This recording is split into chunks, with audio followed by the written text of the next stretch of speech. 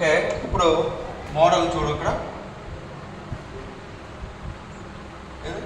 అదే సార్, కొత్తదే సార్, నిన్నదే sir.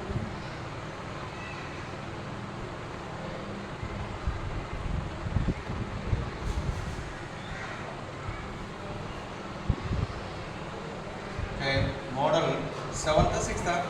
6th sir. 6th. Model 6th.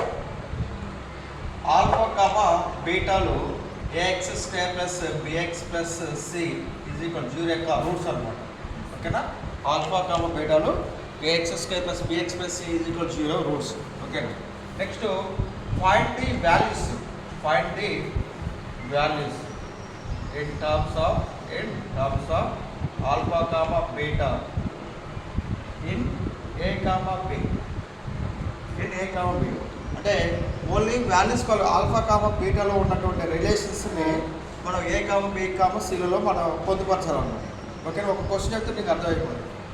మళ్ళీ నిన్నట్లాంటి క్వశ్చన్ చూడు, a x square plus bx plus C is equal 0 యొక్క రూట్స్ ఆల్ఫా కామా బీటా అయితే ఆల్ఫా ప్లస్ బీటా లేదా 1/ఆల్ఫా ప్లస్ 1/బీటా alpha square plus beta square యొక్క వాల్యూస్ కనుక్కోవాలి. ఈక్వేషన్ కాదు, నిన్న ఈక్వేషన్స్ కనుక్కోండి. ఇప్పుడు ఏం చేయాలి మనం? ఏం చేయాలి మనం? వాల్యూస్ కనుక్కోవాలన్నమాట. క్వశ్చన్ చూడ ఒకటే question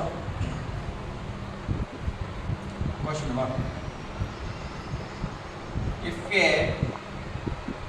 If alpha comma beta are the two roots of the quadratic equation ax square plus bx plus c is equal to 0. Okay na? Alpha comma beta are the two roots of the quadratic equation x square plus bx plus c is equal to 0. Then find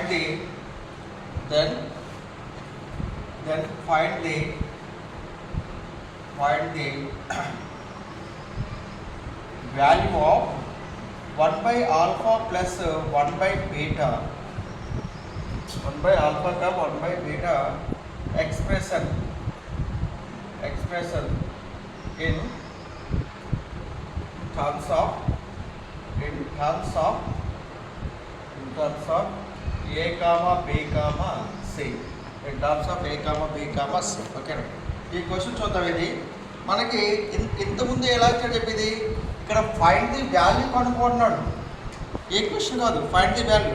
మనకి ఇక్కడ 2 roots ఇచ్చాడు. Whose roots are అని అంటే అక్కడ వేరే అంటే దీన్ని 1+ఆల్ఫా 1/ఆల్ఫా plus 1/బీటా ఉంది కదా.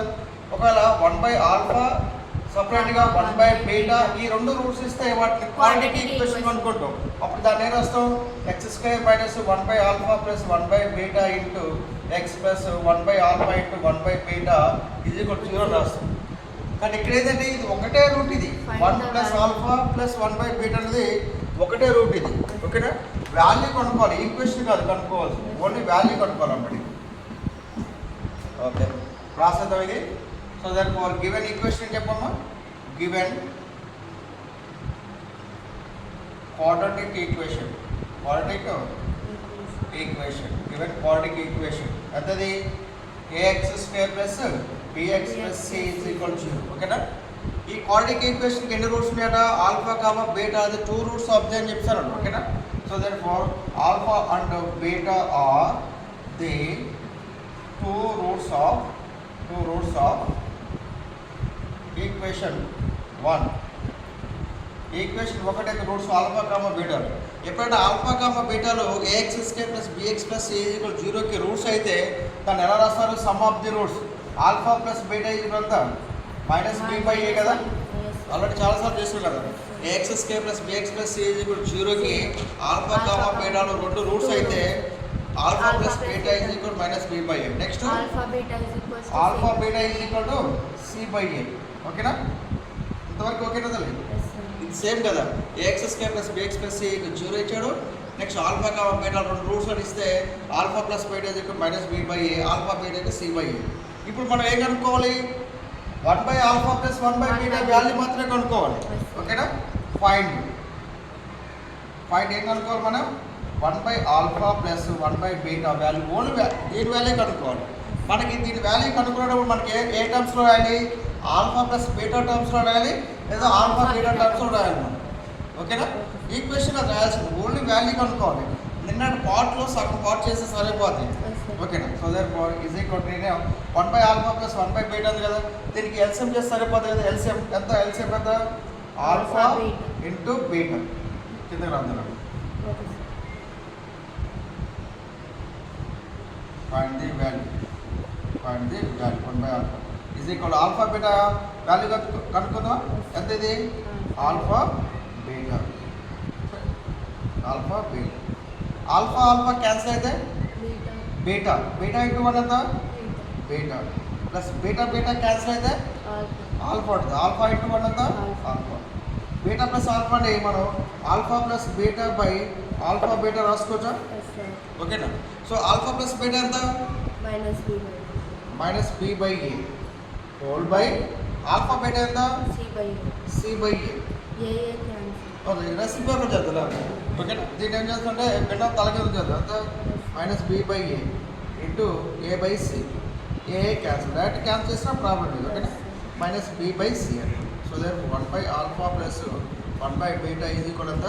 మైనస్ బి బై సి అనమాట. మన terms of A comma B comma C ఏది వచ్చినాయి కదా, terms of A comma B comma C రావాలి. ఓకేనా? సింపుల్గా ఇది క్వాడ్రాటిక్ ఈక్వేషన్ ఇచ్చాడు. A X square plus bx plus C is equal 0కి ఆల్ఫా కామ బీటా రెండు రూట్స్ అయితే ఏ alpha plus beta is equal minus B by a, alpha beta is equal c by a. Okay, ఇది మనకి ఫార్ములా, జనరల్ ఫార్ములా ఇది. ఓకేనా?